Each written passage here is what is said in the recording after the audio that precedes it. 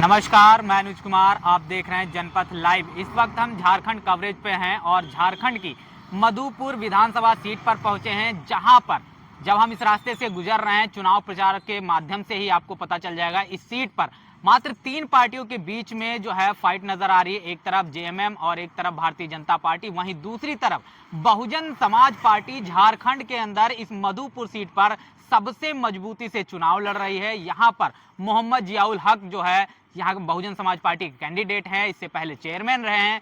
हालांकि वो अपने क्षेत्र के भ्रमण पर गए हुए हैं, कार्यालय पर नहीं मिले, लेकिन उनके भाई हमारे साथ में हैं और जानेंगे क्या कुछ समीकरण हैं, क्या कुछ चीजें नजर आ रही हैं। वो तमाम बातें इनसे करेंगे और जानने की कोशिश करेंगे क्या कुछ माहौल है। बहुत बहुत स्वागत है आपका हमारे चैनल पर।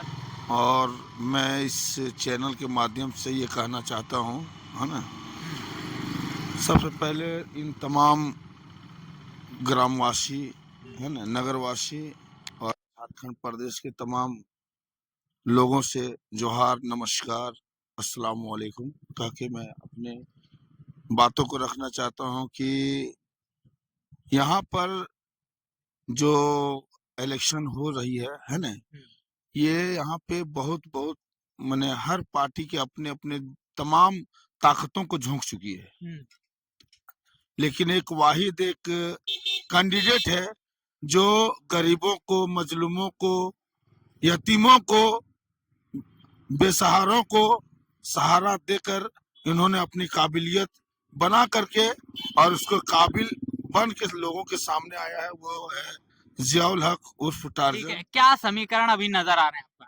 समीकरण इस तरह है, जो हमारे बहुजन समाज पार्टी बहन कुमारी मायावती के नाम पर, है ना, तमाम ऐसी समाज के लोगों ने मन बना लिया है और तमाम सेकुलर पार्टी, सेकुलर लोगों के बीच में सेकुलर लोगों ने, है ना, और जितने भी शिक्षित, बेरोजगार जितने भी लोग हैं, जो हर पार्टी से त्रस्त खा करके जो लोग खड़े हैं, वो तमाम लोग बहुजन के साथ है।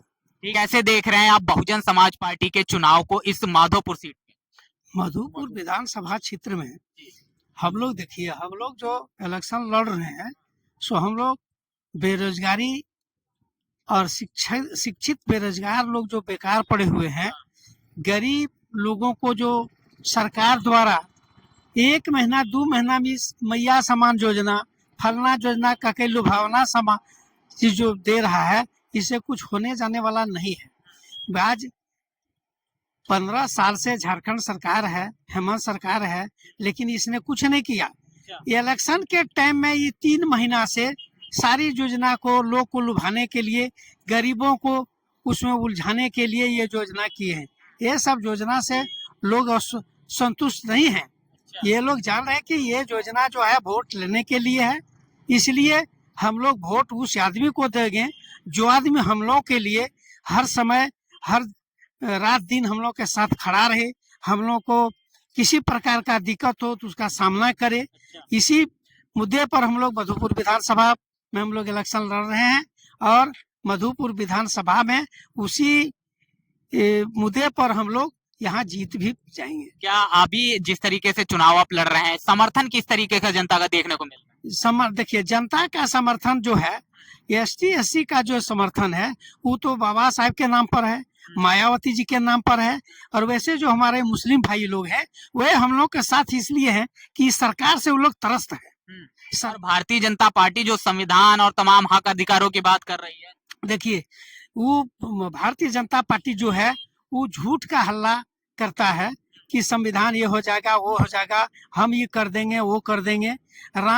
श्री राम नाम के प्रभु वोट लड़ना चाहिए, हिंदू मुसलमान की बात करते हैं, लेकिन मधुपुर विधानसभा में ऐसा कहीं नहीं है जो हिंदू मुसलमान करके वो जीत जाएगा। लेकिन मंदिर बनाया, राम जी का मंदिर बना दिया है, तो वोट तो उधर जाएगा ना मंदिर के नाम पे। देखिए, मंदिर जो बना है, मंदिर के लिए यहाँ कोई हम लोग कोई थी नहीं। यहाँ हिंदू और मुसलमान हम लोग दोनों चाहते हैं कि भाई ठीक है, हिंदू का धर्म है वो मंदिर बनवाए, मुसलमान का धर्म है वो मस्जिद बनवाए। लेकिन भारतीय जनता पार्टी के तमाम नेता कह रहे हैं कि अगर यहाँ बटोगे तो काटे जाओगे, यानी हिंदू और मुसलमान सांप्रदायिक माहौल बनाने की कोशिश कर रहे हैं। ऐसा मधुपुर में नहीं होगा। मधुपुर आज से नहीं, 1957 से ही मधुपुर का विधानसभा चुनाव हो रहा है और यहाँ ये चीज कभी नहीं हुआ जो हिंदू मुसलमान का झंझट या किसी प्रकार दंगा या किसी प्रकार मस्जिद मंदिर का मसला, ये सब कहीं नहीं है यहाँ। ठीक है, अगर आप लोग यहाँ से चुनाव जीतते हो तो आप क्या क्या मुद्दे हैं, किन मुद्दों पे आप काम करने वाले हो? देखिए, यहाँ से हमारे जो नेता हैं इनका मुद्दा यही है कि सबसे पहले शिक्षा ऐसा बेहतर करो कि ग्रामीण क्षेत्र में जो स्कूल है उस स्कूल में सरकारी नौकरी या एमपी एमएलए के बेटा जो है या बेटी उस स्कूल में पढ़े। वो लोग जो बाहर में पढ़ाते हैं तो उसके चलते ग्रामीण गांव में जो स्कूल है उसका शिक्षा बेहतर नहीं होता है। दूसरा बात है, जो हम लोग उस भ्रष्टाचारी के खिलाफ लड़ रहे हैं जिन्होंने लूट खटोट किया, योजना तो दिया उसमें 40% जो ये लोग पीसी खा रहा है, रोड बनवाया उस रोड में 1 साल के बाद फिर वही रोड का हाल हो जाता है। ये सब के विरोध में हम लोग जो सो लड़ रहे हैं, इसी मुद्दे पर लड़ रहे हैं। क्या जो तमाम भूमिहीन लोग हैं, क्या उत्तर प्रदेश की तरह यहाँ पर भी जो सरकारी जमीनें हैं उनको भूमिहीन लोगों में आवंटित किया जाए, इस तरीके का भी कोई मामला है? देखिए, यहाँ हमारे मधुपुर क्षेत्र में पहले उस तरह का था, लेकिन वैसा जमीन जहाँ था उस जमीन पर लोगों को बसा दिया गया है और उसमें कोई दिक्कत नहीं। ये अभी जो हाल में सर्वे चल रहा है उन लोगों के नाम से उन लोगों का खाता पर नाम भी चढ़ गया है। बाकी जो लोग बचे कुचे हैं उनके लिए भी व्यवस्था हो रहा है, उस सरकारी व्यवस्था होगा, उसमें हमारे नेताजी पड़े हुए हैं। जैसे पहले ही बैठ करके लोगों को जमीन उन लोगों के नाम से करवाए, उसी तरह फिर हम लोग टार्जन जी ने ही कराई है?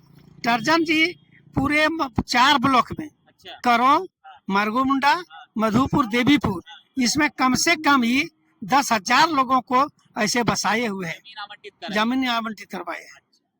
तो जिस तरीके से आपने बताया, लेकिन एक तरफ भारतीय जनता पार्टी के तमाम बड़े नेता हैं जो पूरे देश के चुनाव को या झारखंड के चुनाव को हिंदू बनाम मुस्लिम करने की कोशिश कर रहे हैं। ऐसे में क्या 2 गुट के अलावा आपकी क्या विचारधारा है, किस विचारधारा को लेकर आप आगे जा रहे हैं?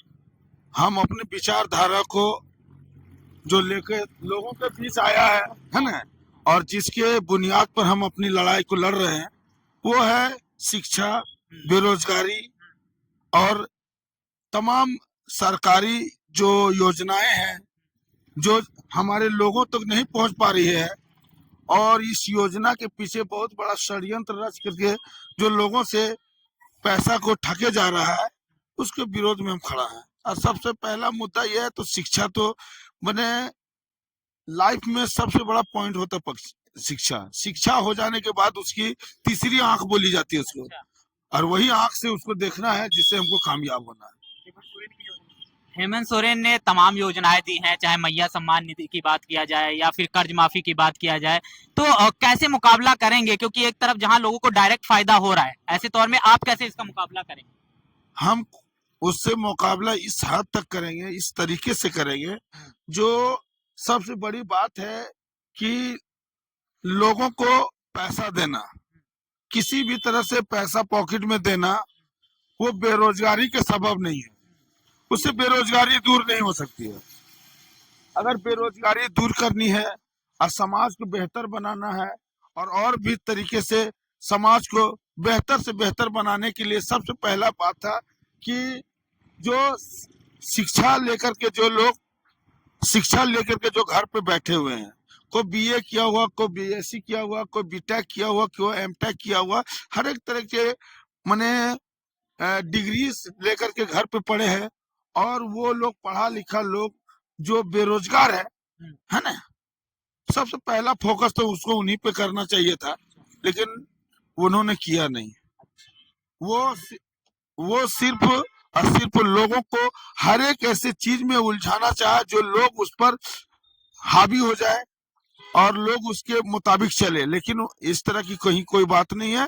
लोग जितने भी शिक्षित है, जो जितने लोग अभी शिक्षा के साथ साथ सबसे पहला मेन बात तो एक तो शिक्षा का लोड तो अलग था, और उम्र हो जाने के बाद उसके साथ ठीक है, शिक्षा है, तमाम चीजें हैं, लेकिन एक तरफ जहां जेएमएम बड़े बड़े वादे कर रही है, भारतीय जनता पार्टी भी बड़े बड़े वादा कर रही है कि हम चुनाव जीत जाएंगे, इतना रुपया देंगे, ये कर देंगे, वो कर देंगे। बहुजन समाज पार्टी की तरफ से इस तरीके का कोई वादा नहीं है, फिर क्यों वोटर आपको वोट दे?